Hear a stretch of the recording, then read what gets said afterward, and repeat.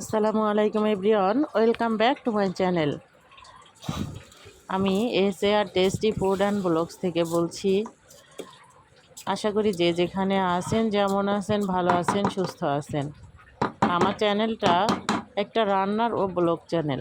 আমি ম্যাক্সিমাম সময়ে রান্নাই দেখিয়ে থাকি, ব্লগ একটু কম করি।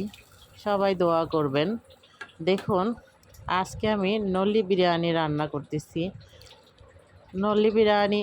নল্লি আগেই রান্না করা হয়েছিল, সেটা পোলাওয়ের চাল ভেজে তার মধ্যে দিয়ে দিচ্ছিলাম। আসলে খাবারের স্বাদ আনতে ভিন্নতা দরকার। অনেকে অনেক অনেকেই অনেক সময় একই রকম খাবার খেতে চায় না। আমরা বিরিয়ানি, কাচ্চি বিরিয়ানি, বিফ বিরিয়ানি, চিকেন বিরিয়ানি খেয়ে থাকি, কিন্তু নল্লি বিরিয়ানি খুব কমই খেয়ে থাকি। তাই আজ মনে হলো একটু নল্লি বিরিয়ানি খাই। তাই আজ নল্লি বিরিয়ানি রান্না করতেছিলাম আর আপনাদের সাথে একটু শেয়ার করতেছিলাম। দেখুন, আমি চালগুলো ভেজে তার মধ্যে রান্না করা নল্লিগুলো দিয়ে দিয়েছি। রান্না করা নল্লিগুলো এমনভাবে দিয়ে দিলাম যেন বিরিয়ানির স্বাদ আর একটু বেড়ে যাবে। দেখেই হয়তো বা লোভনীয় লাগবে। আপনারা রান্না করে খাবেন, তাহলে ভালো লাগবে। একই খাবার একই খাবার বারবার অনেকেরই খেতে ইচ্ছে করে না। আমারও ইচ্ছে করে না, কিংবা আমার ছেলেদেরও ইচ্ছে করে না। তাই আমি ভিন্ন ভিন্ন খাবার রান্না করার চেষ্টা করি। হয়তো কাজের ব্যস্ততার কারণে আমি আপনাদের সাথে শেয়ার করতে পারি না, কিন্তু আমি প্রতিদিনই আলাদা আলাদা রান্না করি। অনেক সময় আবার অনেক সময় এমনও হয়, ফ্যামিলির কারণে, আর্থিক সমস্যার কারণে হয়তো বা হয়ে ওঠে না। একই খাবার প্রতিদিনও রান্না করা হয়, কিছু করার থাকে না। খাবারের ভিন্নতা আসবে, বৈচিত্র্য আসবে, এটাই স্বাভাবিক। তবে ধনী গরিব নির্বিশেষে সবাই খাবারের ভিন্নতা চায়। আমি চাই, আমার বাচ্চারা চায়, পাড়া প্রতিবেশীরাও খাবারের ভিন্নতা আনে। প্রতিদিনই একই খাবার কারোরই ভালো লাগে না।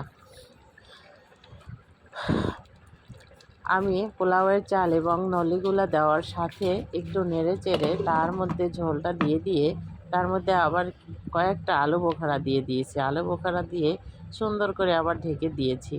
দেখুন, ঢাকনা দেওয়ার পরে ভিতরের বাষ্পগুলা কেমন করছে। এবার বিরিয়ানি মশলাটাও দিয়ে দিচ্ছি কিছুটা।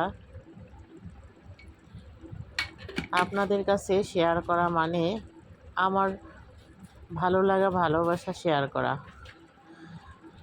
এটাই, আর কিছু নয়। দেখুন, এর মধ্যে দিয়ে দিব সামান্য একটু চিনি আর গুঁড়া দুধ। গুঁড়া দুধ ও চিনি, এখানে মাওয়া ব্যবহার করলে বেশি ভালো হতো, কিন্তু আমি তো মাওয়া ব্যবহার করতে পারছি না, তাই আমি গুঁড়া দুধ এবং চিনি দিয়ে দিয়েছি। আপনারা এমন করে কে কে রান্না করে খান, আমাকে একটু কমেন্টস করে জানাবেন যে আমিও এরকমেরই রান্না করি। তাহলে আমার ভালো লাগবে যে আমার মতো অনেকেই রান্না করে। আর আমার খাবারটা কেমন দেখতে হয়েছে সবাই কমেন্টস করে জানাবেন।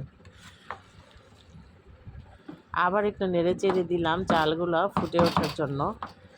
বিরিয়ানির চাল অনেক সময় দেখি ফুটে না, তখন খারাপ লাগে।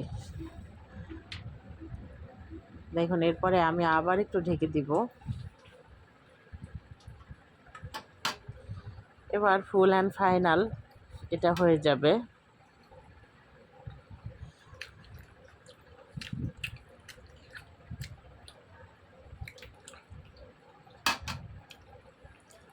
আমার ভিডিওটি যদি আপনাদের ভালো লেগে থাকে, লাইক কমেন্ট শেয়ার করে সহযোগিতা করবেন।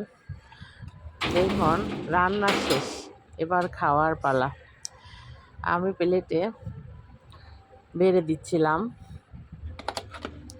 আসলে পরিবেশনটা অনেক কিছু ম্যাটার করে।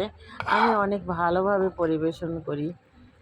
সালাদ, কাঁচামরিচ, পেঁয়াজ এগুলো দিয়ে পরিবেশন করি। তাতে খাবারের রুচি বাড়ে এবং খাবারের মধ্যে মুগ্ধতা আসে। দেখুন আমি গরম গরম খাবার সার্ভ করতেছি, তাই ক্যামেরার উপরে বাষ্প হচ্ছে, গরম খাবারের দেখা যাচ্ছে না।